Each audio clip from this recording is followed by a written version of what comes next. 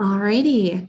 Good afternoon, University of Toledo alumni and friends. My name is Samantha Marshall. I am the Assistant Director of Alumni Engagement here at the University of Toledo Alumni Association.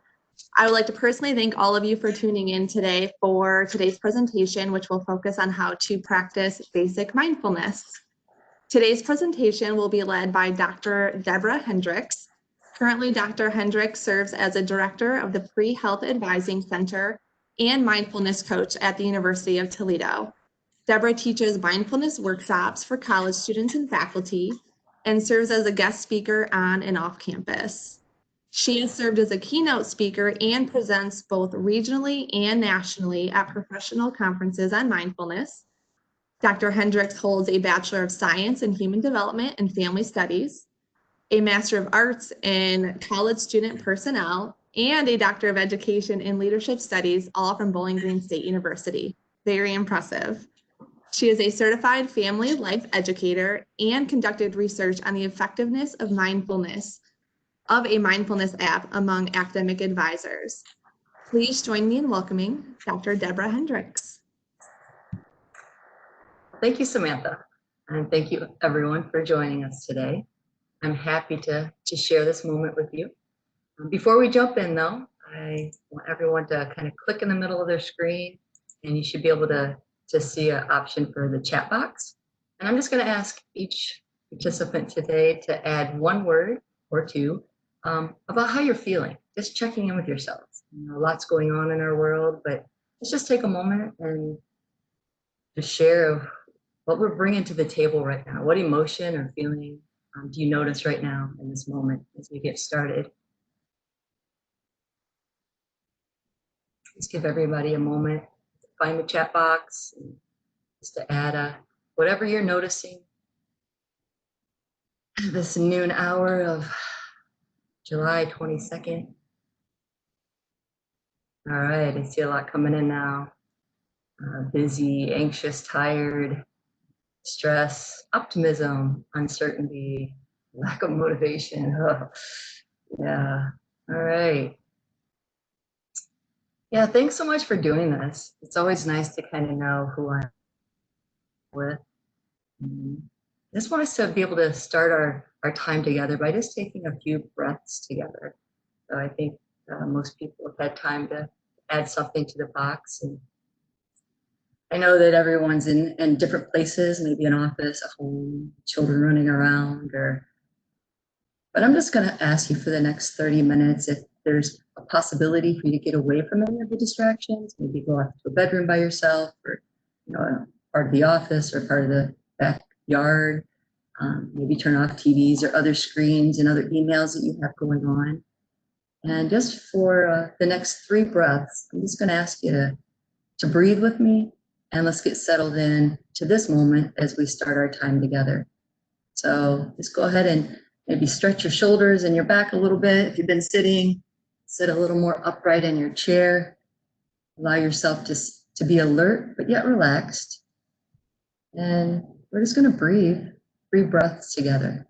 So go ahead. We're going to breathe in to the count of 4, hold it for the count of 2, and breathe out for the count of 6. So breathing in through our nose is 1, 2, 3, 4. Hold it. 1, 2, and out through your mouth at the count of 6. 2, 3, 4, 5, and 6. Do that again. Breathing in. 1, 2, 3, 4. Hold it for 2, and out for 6. 2, 3, 4. So one more time. Breathing in.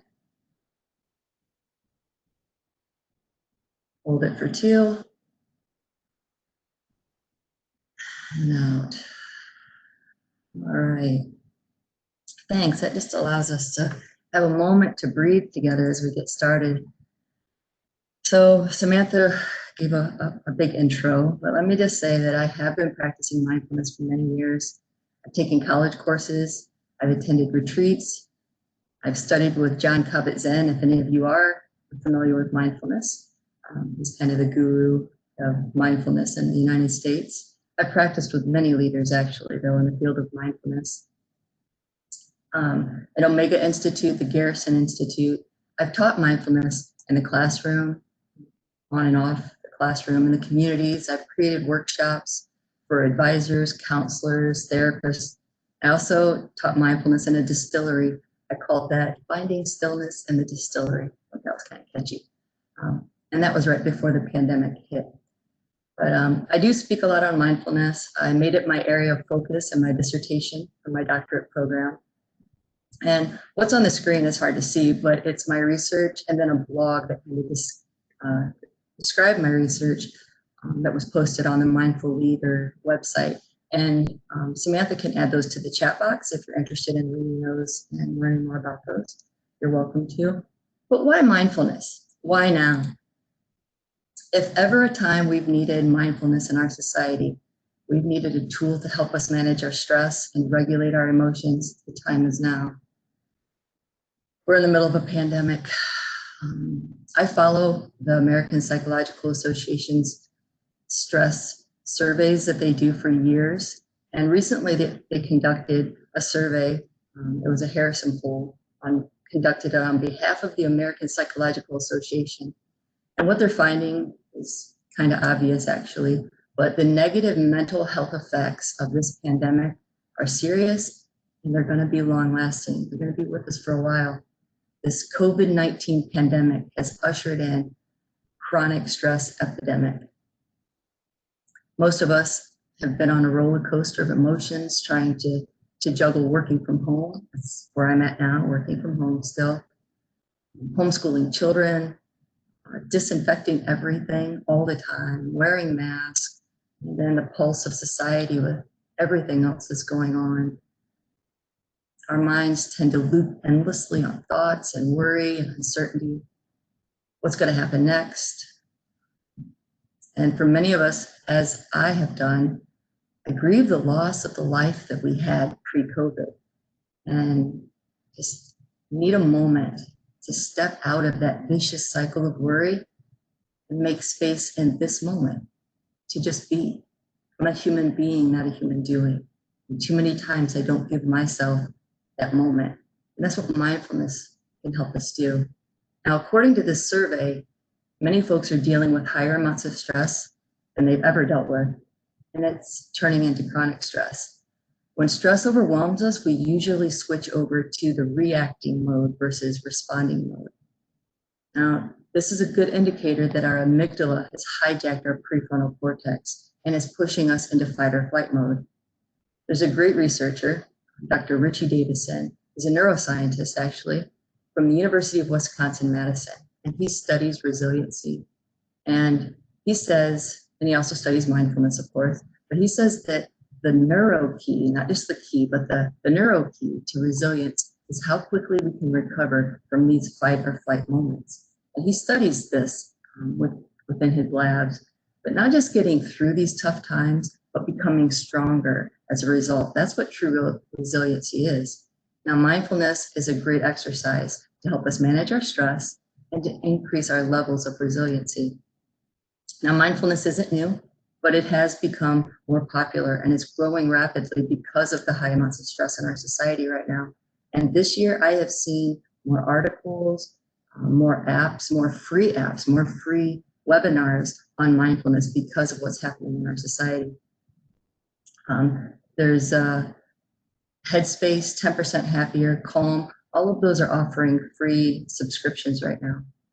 So what is mindfulness? Let's jump into it.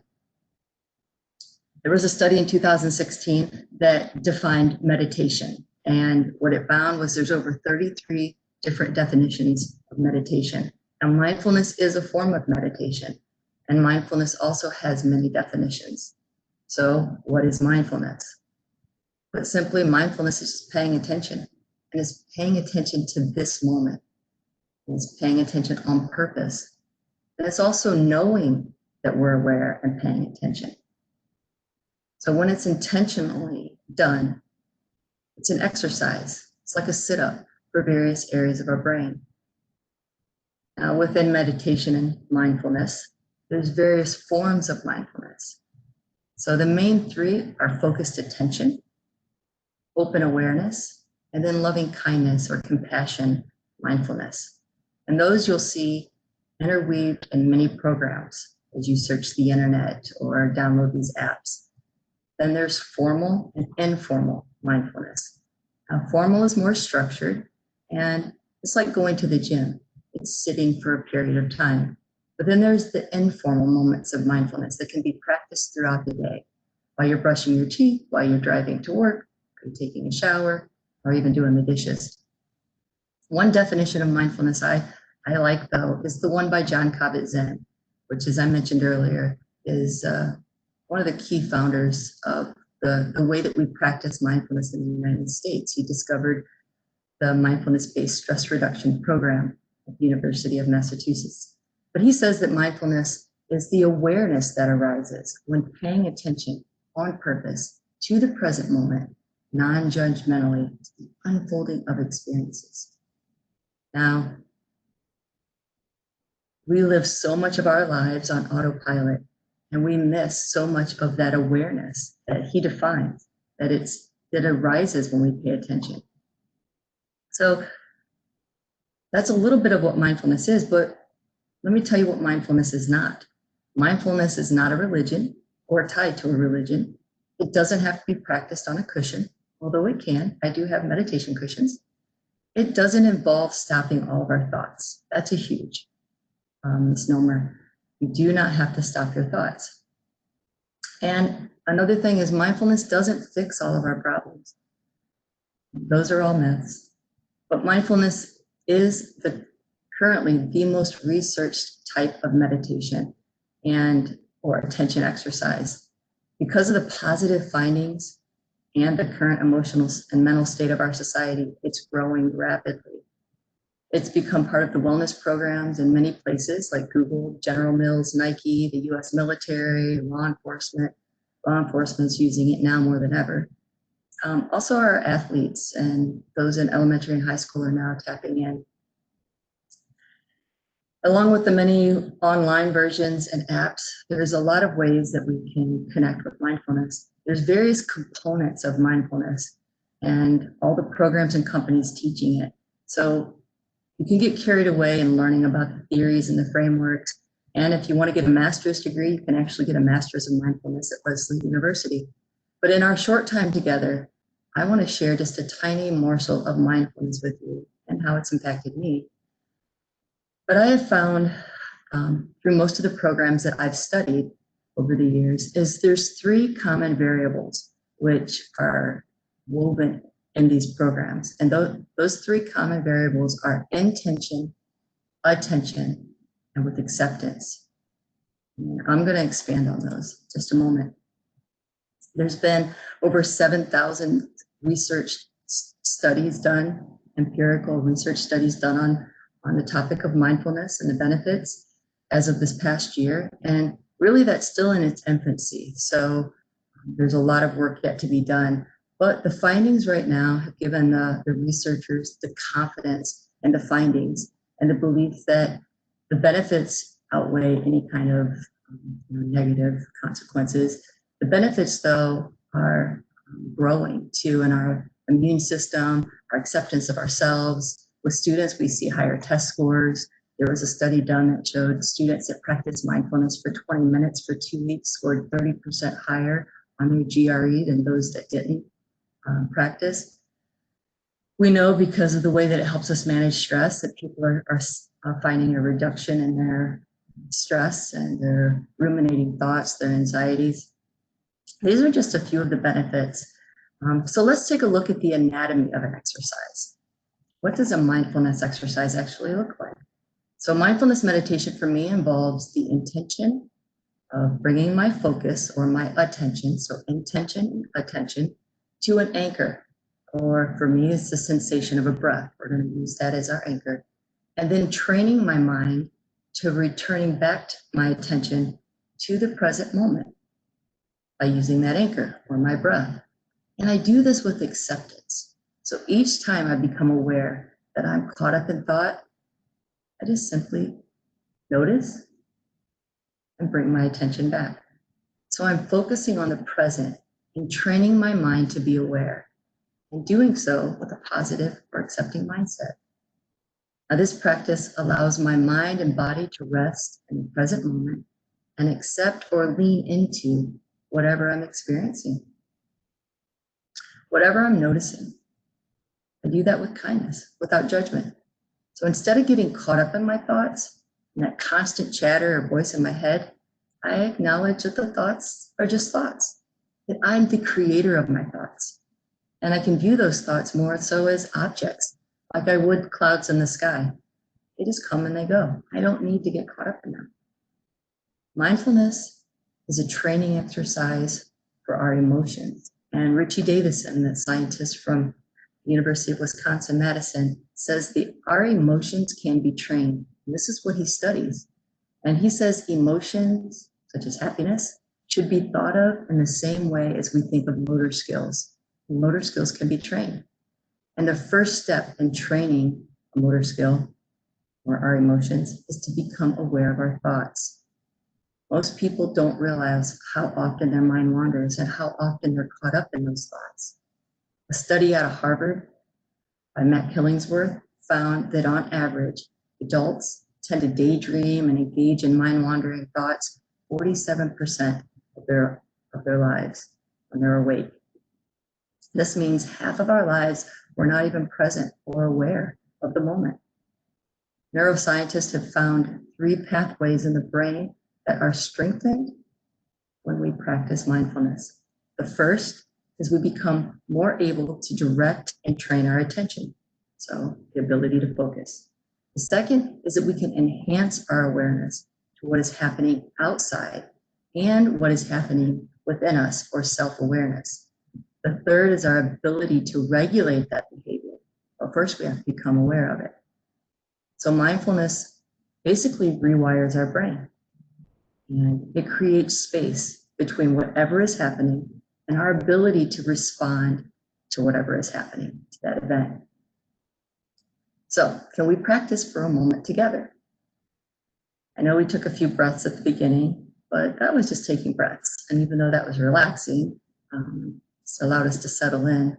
We're going to specifically take a formal 60-second practice right now. We're going to use our breath as an anchor, and our breath will be the sensation that we use to return our focus to the present moment each time we notice that our mind has wandered off. When we pay attention to our breath, we are learning how to return to and remain in the present moment, to anchor ourselves in the here and now on purpose without judgment. So let's use a tool that I use with my students. I use the Google Mindfulness Break Chrome extension as a tool to practice with my students during our face-to-face and now virtual appointments. Now, this is a free resource, and we're going to add the link to it in the chat box at the end of the session. But it's simple to use, and it gives usually a positive statement when you first click on it. But the main reason I use it is a visual aid to help my students focus on the moment when we're together. So let's give it a try. So as you can see, up the top corner is the little Google browser. And you open it up, you can expand it to take over the whole screen. And then at the bottom, you can click on the breathing exercise. So go ahead and sit in a position that allows you to be alert, get relaxed. Go ahead and take a deep breath in. And breathing out as the bubble gets small. Bringing all of your attention to your breath.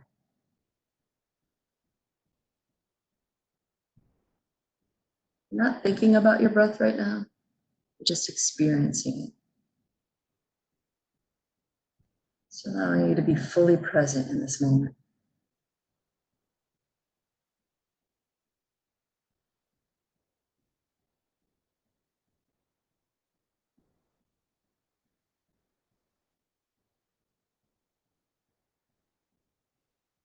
If you notice your mind wandering off, just come back to the breath without judgment.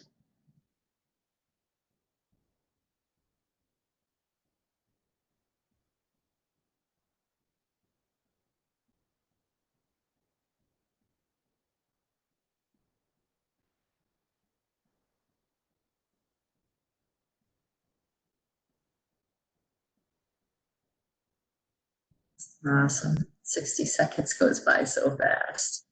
So what did you discover? What did you notice in that brief 60 seconds? How long was it before you noticed your mind had wandered away from your breath? And did you place judgment on the experience of whether you were good or bad at it? Were you questioning if you were doing it right or wrong? Or hoping to feel something or arrive at a zenful or peaceful state? Mindfulness is not about getting anywhere or feeling a certain way, although many folks do experience a sense of peace or space. Mindfulness is not about that. Mindfulness is about becoming awake and alive and aware and accepting to where we already are. The past is gone, the future hasn't happened yet. This moment is all we have. The accepting variable is crucial in this, accepting what is. Our lives will have amazing and non-amazing moments. A moment of happiness will not kill us no more than one moment of sadness or grief. When I first started practicing mindfulness, I found it helpful to journal and make mental notes of where my mind would go and how I would respond to them. For me, throughout this pandemic, I noticed most of my fear and sadness had to do with believing thoughts about the unknown. I would get caught up in these catastrophizing thoughts of worst case scenarios instead of just being present in the moment.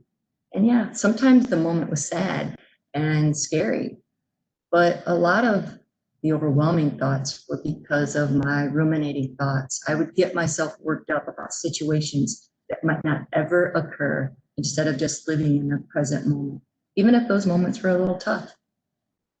The practice of mindfulness increases my awareness of my own emotions, which is the first step in boosting my emotional intelligence, which allows me to respond appropriately to these type of situations and to other people. So how does mindfulness increase that awareness? In the Handbook of Mindfulness, the authors expand on the conceptual processing mode. In this mode, our thoughts dominate our attention. We encounter an event, and then we quickly evaluate and interpret what we perceive. We dwell on this to understand, resolve, and bring closure to whatever it is that's occupying our mind. This process is often repetitive, and it takes on the form of worry and rumination. What we think on becomes stronger.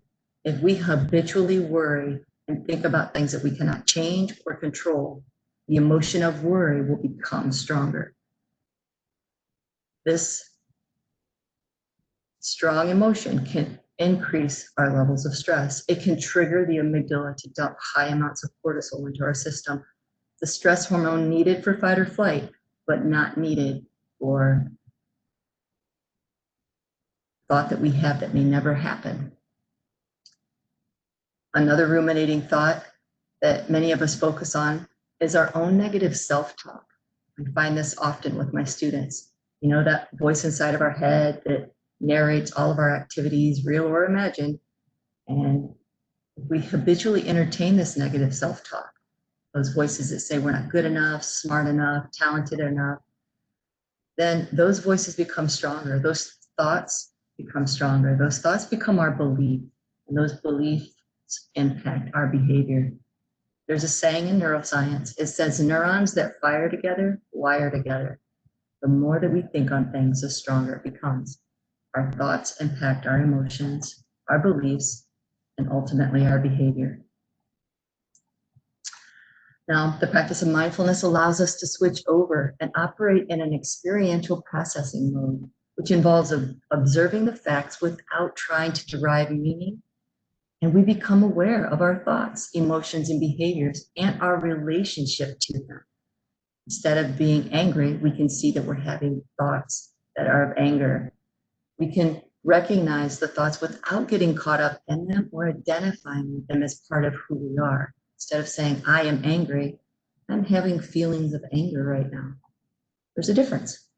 Mindfulness exercise allows our minds to become more settled, and we can recover more quickly from stressful situations. We are less likely to be swept away by our emotions. We become aware of our thoughts and our emotions, and we bring choice to them. So what thoughts have you embraced, especially throughout this pandemic? Those thoughts hindered your happiness and added to your stress? Most people say they do not have time for mindfulness. That's the number one thing I hear from people when I talk about mindfulness, but that's not true. There's formal and informal practice. Now, while maybe people don't want to take the extra time for formal practice, we all can practice throughout the day in doing everyday activities. It's all about intention. When I first started practicing, I added mindfulness formal exercises to my daily lives in small bursts. I would sit for just a few minutes at a time, and I would increase those minutes as I went along, especially as I started feeling the positive benefits. Then I started creating habits throughout the day, such as the first few moments of my morning, the last few moments at night. I would use that time to practice maybe gratitude. I would be grateful to be in my bed and feel my covers. I love being in bed. There would be so many times I would be at work and I couldn't wait to get home, get in bed, cover up, only to get in bed and think about work and not be able to fall asleep because my mind just kept reeling on whatever I was dealing with at work. Same thing when I would take a shower, brush my teeth, or drive. I didn't even remember the activity. How many times have you taken a shower and not remembered if you rinsed your hair, or driven to work but really don't remember the drive because you were busy answering emails or acting out a conversation you would have with your boss or colleague that probably never happened? So set an intention to just take a shower and stay fully present in that shower, or while brushing your teeth, or while drinking your coffee in the morning.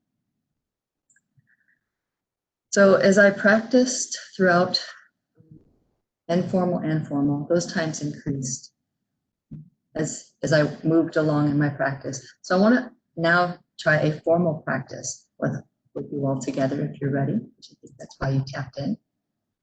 So it's just going to be a short practice. So just for 5 minutes, I'm going to guide you. So if you're ready, remove any distractions if they're around and stretch a little bit. Maybe stretch your spine up, arch your back a little, get comfortable in your chair, and sit in a position that is relaxed yet alert. And if you're comfortable closing your eyes, there's nothing going to be on the screen to see other than the picture from Florida that I have up right now. But I'm just going to invite you to go ahead and close your eyes if you're comfortable with it. And we're going to use our breath as our anchor, just to drop into this moment. So you don't have to change your breath at all. So whatever you're doing right now, whether it's inhaling or exhaling, bring all of your attention to your breath. Just notice how your breath changes. I'm aware of it, aware of this moment. And I'll let you know when our 5 minutes is up so that we can fully be present each moment with each breath. You'll notice your thoughts coming and going. Instead of getting focused on the train of thoughts, with acceptance, just notice it and bring your attention back to this next breath.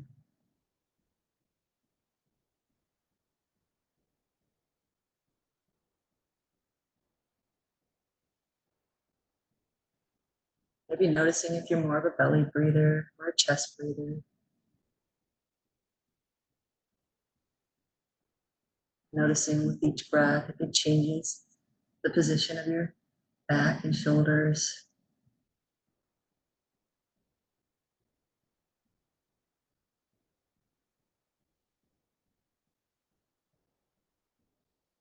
Allowing the breath to anchor you into the stillness of this moment.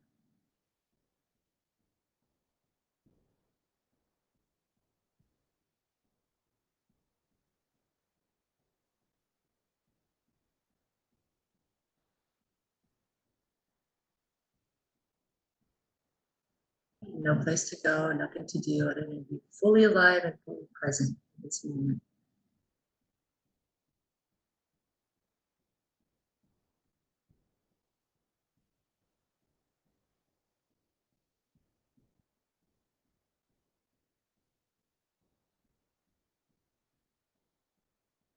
Strengthening of the mind comes by constantly returning that attention back to this moment without judgment. The mind is supposed to wander.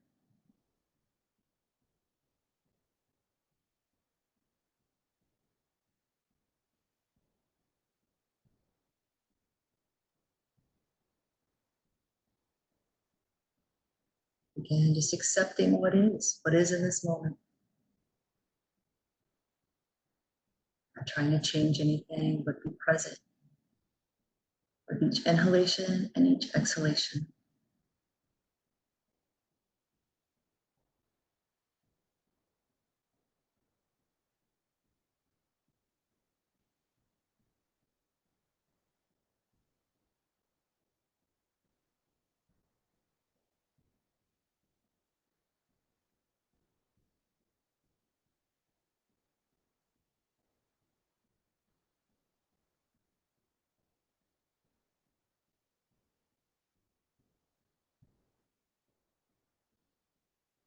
If you notice your mind has wandered, just bring your attention back. This is so good for you, so healthy for your overall wellness.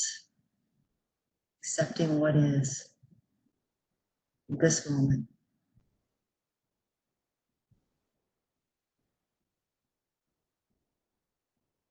We just have one more minute left. So using this last minute to really be intentional of staying in this moment collectively together.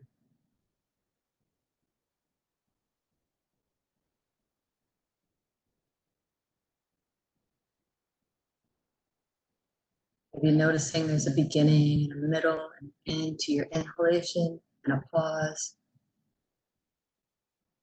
A beginning and a middle and end to your exhalation. Just really aware of your breath in this moment.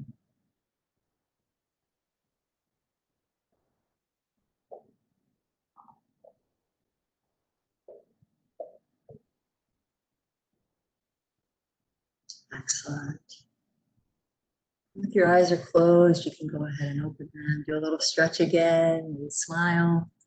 I'm just going to ask you to do a one-word checkout. Our 30 minutes has come and gone so quickly, but thank you for practicing with me today. And as we just finish up, if you could just right now, just do a quick check inside and outside. Any thing that you're noticing, any feelings right now, just do one word into the chat box. And practicing mindfulness can be incorporated all throughout our day. Over time, our short states of mindfulness can actually change the chemistry and the structure of our brain. This is known as going from states of mindfulness to traits of mindfulness. And what we know is becoming someone that is more mindful. And people that operate out of more of their awareness, they're less reactive and more responsive when they're more mindful. It's great to see the chat box. Gratitude, calm, relaxed, rested, peace, confident. Thank you so much for adding these. Thank you for your time today. I'm going to stop recording actually now and ask Samantha to